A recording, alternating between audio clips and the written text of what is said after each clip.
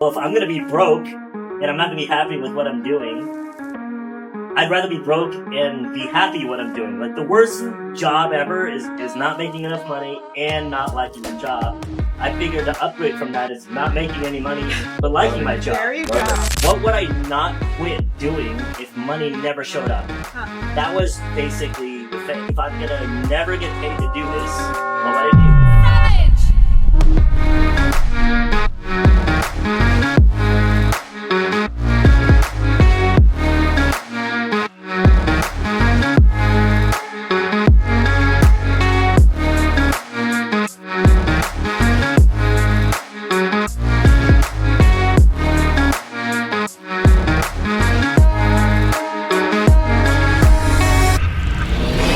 What's up, everybody? Welcome to a brand new episode of the None of Your Business podcast. And boy, do we have a super special treat for you today.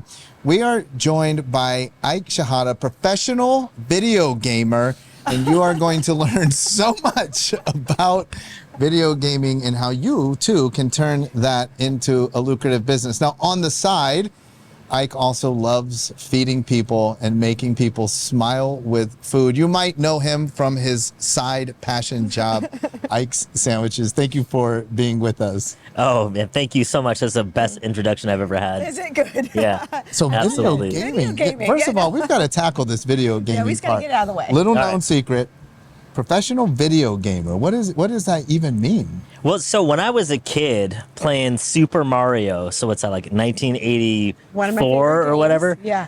I dreamed of playing video games as a job.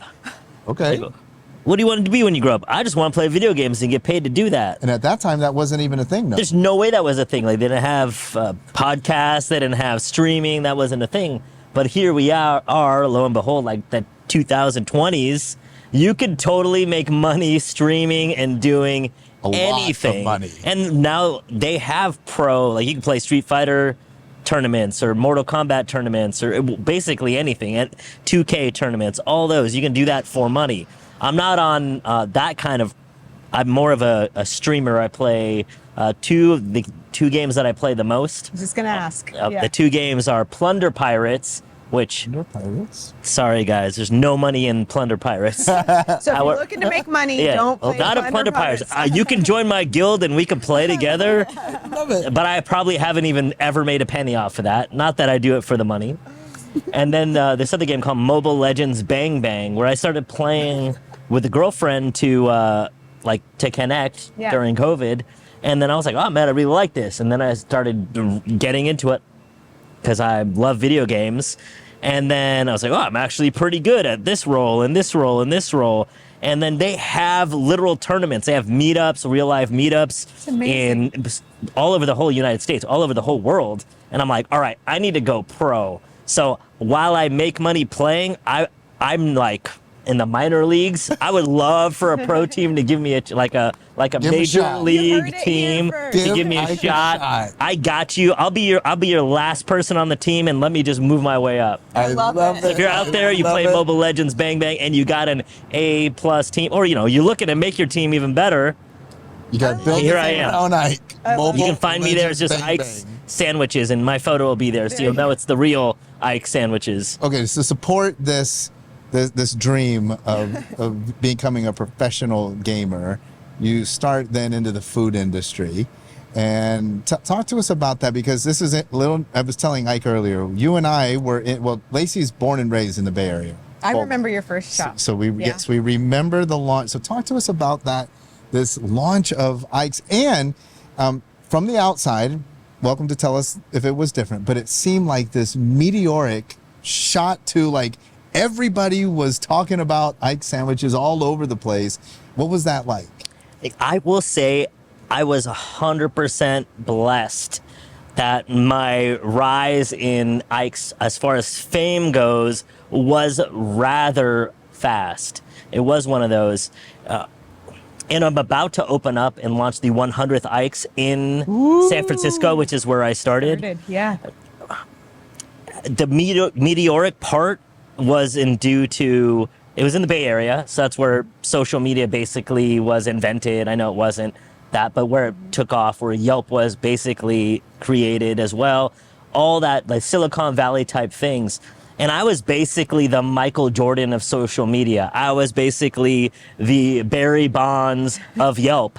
It's people really like to talk about other things online, especially food and food reviews. And I just happened to be the face of that era. Literally, like on Yelp, the first photo for Ike's was a picture of me making sandwiches. It's amazing. And so my face was plastered on the cover of Yelp worldwide for 2 or 3 years straight. Because this is before geotagging was a thing. So if you logged in and you're in Australia, San Francisco is going to pop up, and there was my face. So I became this international sensation where I'd be walking down the street, and I was more famous in Italy and in Australia and France and wherever, the United Kingdom, than I was in San Francisco where I was, because, as you know, San Francisco is one of the biggest tourist cities in the whole entire world, and people would show up to eat, and they're like, hey, that's the sandwich guy. So I've been famous almost 100% of my Ike's time. Wow. And so that part was Meteoric. But the actual success and figuring it out and how to expand, because the first Ike's is closed. What year did you open the first Ike's? 2007. I opened on a Halloween, Yep. 2007. That was the first Ike's. I didn't sell anything. I was standing inside the store like, all right, it's Halloween. And I learned it very, very, very hard that you can't just sit inside and expect for people to walk in. So whatever your business is, it doesn't matter if you're an online business or your actual brick and mortar or something else. You can't just stand inside and expect customers to show up. It did not happen. Literally didn't happen. So the second day, after being depressed for a week, literally, I reopened on November 7th. And I thought, all right, I'm not going to stand inside because that did not work. So I just stood outside. And it looked pretty damn hot that day. I was like, I was still ripped now, but I was really ripped back then. And I was wearing like the tightest shirt I had, some nice pants. And I just stood outside. I was like, hey, how you doing? Hey, can I buy you a sandwich? Hey, how about you? Can I buy you lunch? Yeah. And people looking at me like I was weird. Like, what do you mean you want to buy me? I'm like, hey, I opened up a restaurant. Wants to buy us lunch. Yeah. I opened up a restaurant and I haven't made anything yet. I haven't even made one sandwich for anybody. Please, just come on in. I want to make a sandwich. I don't want 2 days of not making any sandwiches. And that second day, I just found my ledger. Like 2 days ago, I was looking through old notebooks.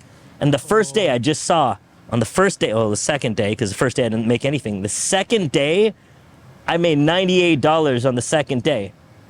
Nice. And do you know what the first sandwich was? yeah, the first sandwiches that I sold the whole first day was all number 9. It's called The Name of the Girl I'm Dating. It's a chicken, honey mustard, avocado, and pepper jack. That was the only sandwich I sold, and I could only guess is they started at number 1 and they look down, they get to number 9, they see chicken, honey mustard, avocado, and they're like, yeah, I'll take it. That was the only sandwich I sold on the first day. $98 worth of that sandwich. Wow. Yeah. Well, let's go ahead. Well, no, I was just saying because it's number one, it's such an amazing thing. It's clear that you believed in your product so much. You were willing to stand outside and tell people, I will buy this for you, right? Because something inside of you knew if they ate it once, they're probably going to come back, right? Because you have to think about the mentality of being able to go out there and do that. So I love that. I love that story. But I want to know, because to open a restaurant in San Francisco, in one of the, even at that time, foodie capitals of the world, right? Where everybody goes to you experience different culinary cultures. What inside of you said, I want to do this? I was really busy, not making a lot of money and working for other people. So if you're out there and you don't like your job or you don't feel like you're making enough money, listen to this hack. So I go, okay, well, if I'm going to be broke and I'm not going to be happy with what I'm doing, I'd rather be broke and be happy what I'm doing. Like the worst job ever is not making enough money and not liking your job. I figured the upgrade from that is not making any money, but liking my job. There you Love go. So I made a list of what is it that if I made no money, would I do? And I prefaced it also because I didn't want to like write out brushing my teeth, although I definitely do that for free all the time. Although maybe I should start streaming my teeth. Maybe I can make a couple bucks here and there, pay for my toothpaste at least. is I go, what would I not quit doing if money never showed up? That was basically the thing. If I'm going to never get paid to do this, what would I do? And I remember stuff like, I play video games. Yeah. If I never made a penny from video games ever again, or just made $100 a month or whatever it is I'm making now, I would still play video games in my free time till that's not a thing anymore. And so I made a list, and 37 things I remember I got put on this first ever list that I made. And it wasn't what you think, like don't think about trying to make money, just that's the parameters. Yeah. And stuff was on the list like going on dates, snuggling baby animals was on the list, like hanging out with cats and puppies and whatever, baby anything, ducklings, it didn't matter. Snuggling baby animals was on the list. Eating was on the list. Hanging out with friends was on the list. I ended up writing out 37 things that I would do, and it didn't matter about money. And so if somebody's like, well, I don't know what I would do for without money. I literally looked at what I was already doing in my life. So that's why there was brushing my teeth on there. Even though I'm like, how can you make money brushing your teeth? It's not about what you would do to make money. It's about what are you doing already that you're not getting money for at all. Yeah. Because I, even as a young kid who didn't really know much about how world works or the economics works, I knew that if there's this list of what the things I was going to do already, I think only somebody that's short-sighted would be like, well, yeah, if somebody wanted to pay me even 50 cents to brush my teeth, I would do it. Why? Because I'm going to brush my teeth for free anyway. So give me your 2 quarters. And so from that list, for each item on the list, I wrote out, okay, if I was going to make money from snuggling baby animals, how would I make money? Right. And so that was an example, because I initially was like, I'm going to do this, or how going on dates, how can I make money? Obviously, it can become a what do you call it? Gigolo. A hot date for hire was a website that I had. Is hot date the number 4 hire.com. It's like, hey, do you need to make your boyfriend jealous? Do you need to make somebody jealous? Call me. I love it. I get to eat, all these things. Amazing. So for snuggling baby animals, because somebody's like, how can I hang out with my dog or my cat and make money? So I thought, well, there's this thing called the internet. I can just Google which baby animals are about to be born. Chicago Zoo, San Diego Zoo, it doesn't matter. And then fly out there and say, hey, I'm a snuggler. I'm a animal blogger, baby animal blogger. And for sure in 2020, They would hire you could do it right now, but like say this was 20 years ago, and I was like, a blog? I could write a blog about baby animals. Go there, take a picture with a baby platypus, pet it if they let me pet him, and then be like, hey, I was in Chicago and they had a platypus and he was cute. Here's some pictures and here's me with the pig, and then make money and make money. So for every single item on my list, like even for brushing my teeth, I was like, how could I was like, I could become I can teach kids, like have a thing where I could teach kids how to brush their teeth properly and things like that. Now, yeah, do I want to become a toothbrush teacher or whatever? Now the list would look different. I would do my toothbrush talks. Hey, this is my mindset right now, first thing in the morning, brushing my teeth, boom, boom, boom, and then like have a little 2 or 3 minute video every morning, and you subscribe to my toothbrushing thing, and you got a closing thing and an opening, like start your day off right and end your day off right, $5 a month or something. Like now that would totally be totally that, but don't think about what's realistic to make money from what you're already doing. Think about how to do that, and in the creativeness of yourself doing that, you'll trip over, I should be doing this with my life. Wow. And so doing that list, 37 things, I thought after hot date for hire, I didn't really, didn't pay the bills. I was like, I should open up a cafe. That's what I should do. And so then I opened up what became Ike's, or had the idea, and then went around that journey, and now it's Ike's. Okay, because that was so thought out and that was so meticulous, I have to ask you then, how do you come up with the creations, the sandwiches? What was that journey? My thing with what it is that I love, whatever it is that you love, because I would do it for free. I would eat, make things. I make up sandwiches every single day. Still, is because it's not money oriented. You become a genius in that. I'm now a genius in naming sandwiches and a genius in creating things. So for me, when people say, how did you do that? In the beginning, it was hard. Now it's like, I'll come up with the sandwich. Naming the sandwiches in the beginning was hard. But because I wanted to do it, whatever it is that you want to do in your life, you will figure it out because you're not going to quit. And because you don't quit, I get better and better and better at it. Now I just name sandwiches all the time. I have a list like, oh, this needs to be a sandwich name. This needs to be a sandwich name. These need to be sandwich ingredients. 17 years from the beginning, now it looks like I'm freaking genius, but it's through the projection of what it is that I'm really into that makes you think I'm a genius. And for me, it's like, oh, it's freaking easy. I love it. I don't think I'm a genius in the area, even though the results show that I am. Yes. Is there any moment during those 17 years where you thought you needed to like hard pivot or change your trajectory and ended up not? Ooh. Well, there was COVID that happened. It's like, oh, Yeah. I actually thought we were going to go out of business for like 2 weeks. And then, oh, that's right. People are just going to order from their phones now. So we were already lucky that we were set up there. I'd say as a pivot, for me, there hasn't been that from the beginning. If anything, I would say the only thing that I would like to say change about what I've been doing from Ike's Wise in particular, because I did start out as a full cafe, espresso bar, breakfast, salad, sandwiches, and ice cream, and I pivoted to sandwiches mainly because the first location was 400 square feet. And so I needed to get rid of the espresso machine so I could fit up another sandwich table because you were only yelping and tweeting and Facebooking the line about would be around the building down the block. And you weren't used coming to in wait. saying, eat those salads at Ike's. Right. So I got rid of the salads because you'd get a salad and we saw 0 reviews about a salad. Sandwiches. And so in a way that was a pivot to go from full cafe to sandwich shop because of the size constraints. Now I would totally open up a breakfast type thing or a 24-hour diner based on Ike sandwiches with other ancillary items. I would totally do that.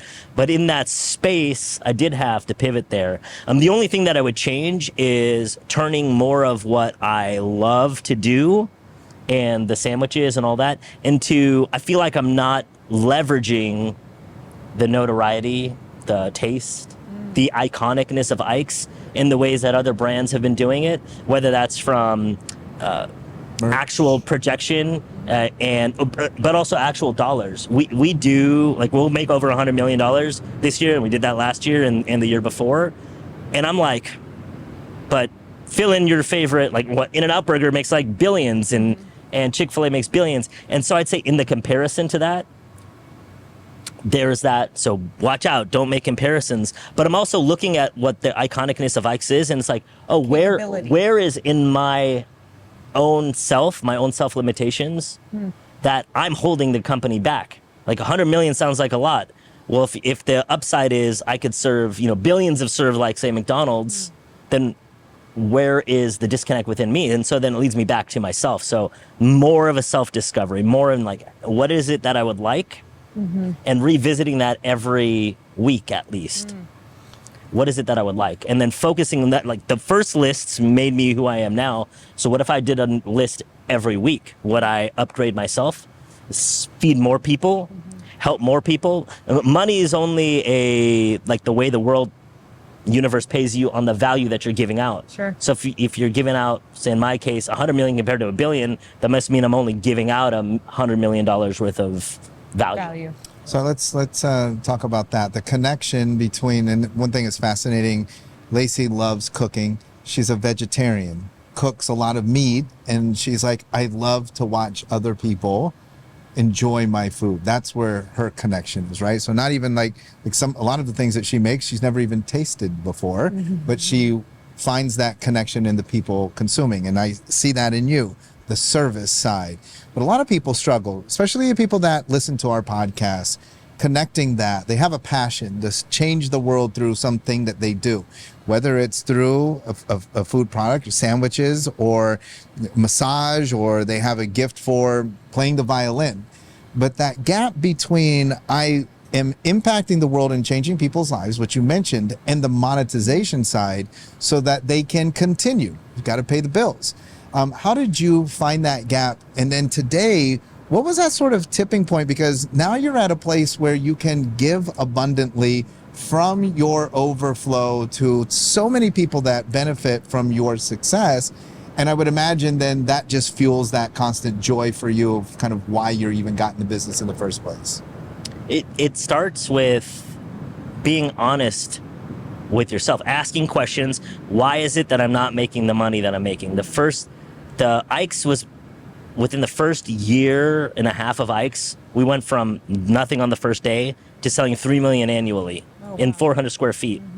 But my bank account was always like $10,000, give or take 1,000 or two. Never went, say, higher than 12,000, but it made $3 million. Asking myself, well, why am I? What's going on? Why is the money not coming in? And often a lot of it is, oh, well, you're not positioning your money right. And so finding somebody that is good with money, and whether that's an advisor or someone that you trust to go do that for you. But a lot of it is based on what we think. So for me, my money, even today, where I'm talking about 100 million, well, why are these folks generating $1 billion in billions? That's got to be something either in here, a belief, or here, a feeling. And often it's both. Like you have a belief and then it turns into a feeling, and then and one of the things that I talked about earlier today in the room over there was how I thought rich people were bad. Right. So of course, then that means I can't ever be rich, because then that means I'm bad. So one, it was working on what my beliefs around money is. And I think a lot of people, especially in the Western culture, think that billionaires are bad or rich people are bad. So it would make sense why a lot of those people, 97%, don't have it financially, because even if they did, then they'd just be bad. Right. In their own opinion, not somebody else's opinion, but on top of everybody else's opinion. So I asked myself, oh, well, why do I think that?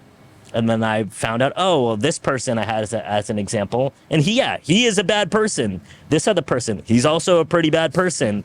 All right, well, those the people that I want to have as my mentors, or the people that I want to look up to? No. Is everybody that's rich like those two people that I'm thinking about right now? Absolutely not. So I want to interrupt, because this is such an important topic, and I personally have done a lot of work on my relationship with money and my money mindset, and recognizing all the limitations and limiting beliefs that I have that interfere with my potential and abundance. And that's a very common one that you experience. And the question is not just how can you see the evidence that there is people that are wealthy and they're billionaires and they're good, but also what's the solution for you to be able to recognize who you would be when you had that money, right? So it's not just saying, who do I see that is good, but who would I be when I'm a billionaire? And so oftentimes the solution lies within you getting clarity around who would I be and what would I do with it? And if you can be comfortable with that person, then you remove that interference. And so I love where you're going, because I always tell people we have to also figure out how to not just understand it, but resolve it, right? Yeah, for sure. Well, the person for me in 2007 when I started, because we were having the 100 store anniversary, I've had a lot of people from the first store reach out to me. And I'm thinking, like, I'm definitely a jerk back then. The me right now, looking back at that me back then, making people cry at work. Yeah. Like, imagine like what you see Gordon Ramsay, but worse. Like, I'll be like, you're an embarrassment to your family. And then my apology later on, when I'd calm down, I'd come back and be like, you know what?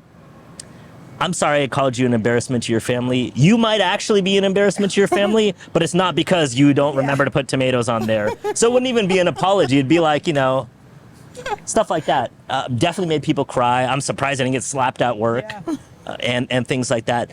Is looking at that. That person would have been an asshole with a $100 million company. Exactly. For sure. So then it was also in my evolution of myself. Yep. To work on myself, and as I worked on myself and I started not being that jerk that would be even an amplified jerk if I had money, then it was easier for me to accept success. And this is just one question that I ask myself. There's other things about, well, there's other people out there and they don't have money, which is a big thing, especially in most Western culture, where we feel like if we're better than somebody else, like have it better than somebody else, that it's a zero-sum game.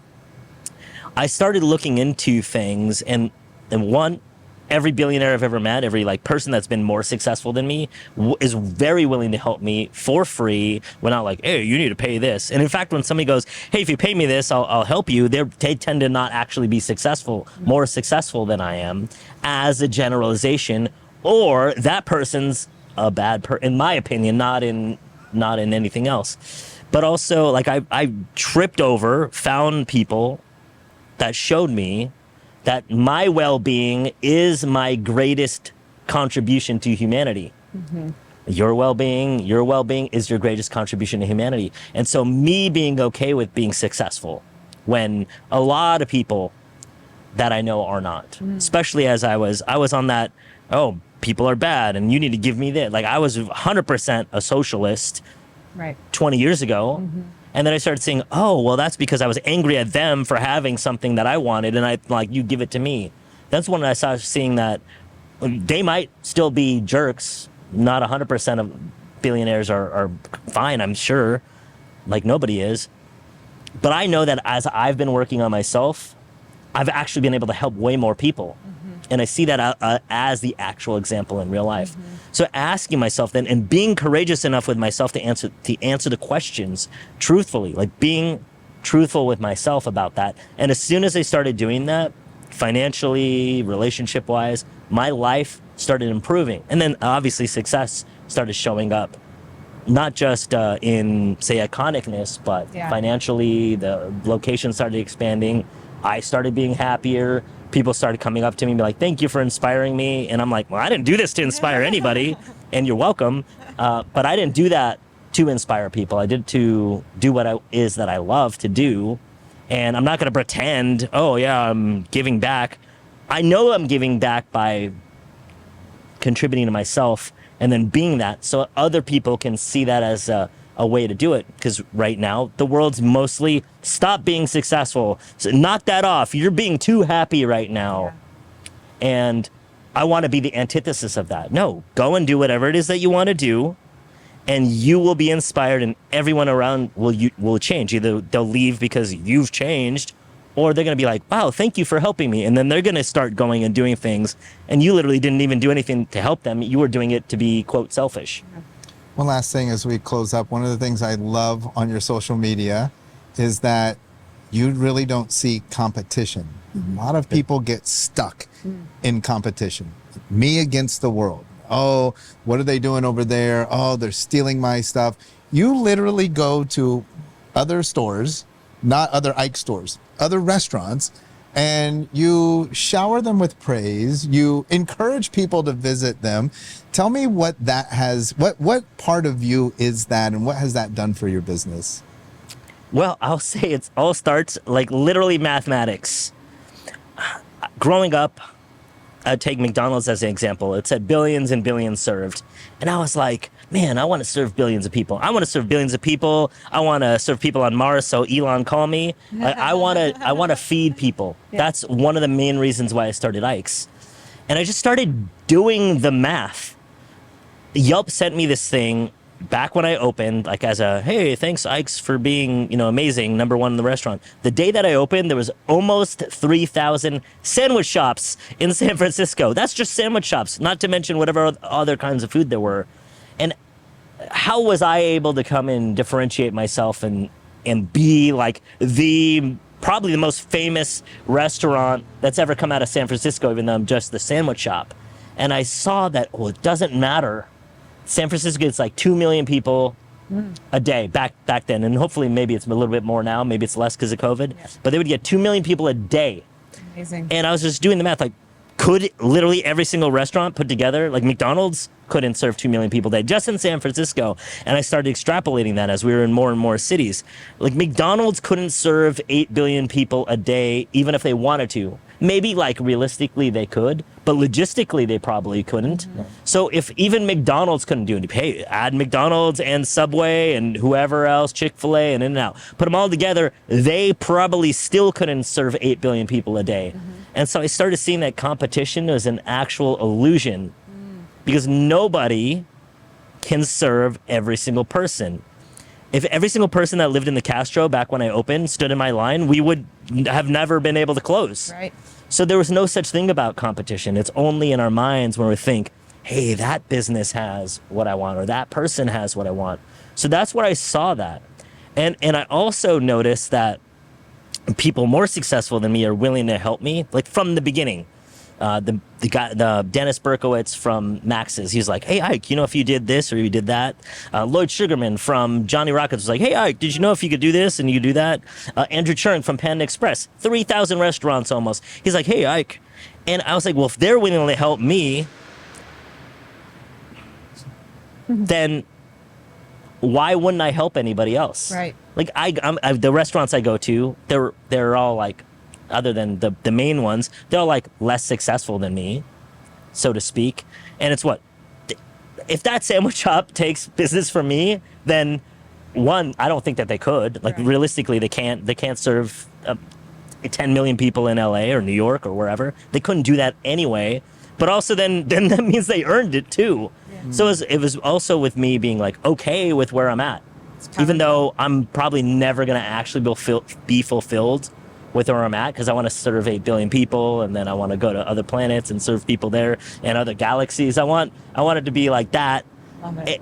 So in that aspect, I won't ever be all right with it, and like I'm fine with myself if all we ever get to is these 100 locations and whatever. That's fine with me too, because I'm serving 10 million people a year or so. Wow. And that is why I did it, not so I could be the most famous sandwich person of all time, even though I'll probably go down in history as the second most after the Earl of Sandwich. Yeah. That's super awesome. Super inspirational too. Thank you so much for sharing your journey, your heart, your lessons with us here at None of Your Business. We appreciate it. Yeah, I appreciate you too. Thank you so much for being who you guys are and being an inspiration for other people, and also being courageous to do this, because I know whenever you started, you probably had like 3 viewers, if even that. And it was just us. Now we Yeah, have 4. yeah, you're watching your video. Yeah, Now we got I got 4. some videos that it's like one person watched it, and I was like, wait, I watched it. I love it. Well, Yeah. folks, that's it for today. Thank you so much for tuning in. We'll be back again next week with a brand new edition of the None of Your Business podcast.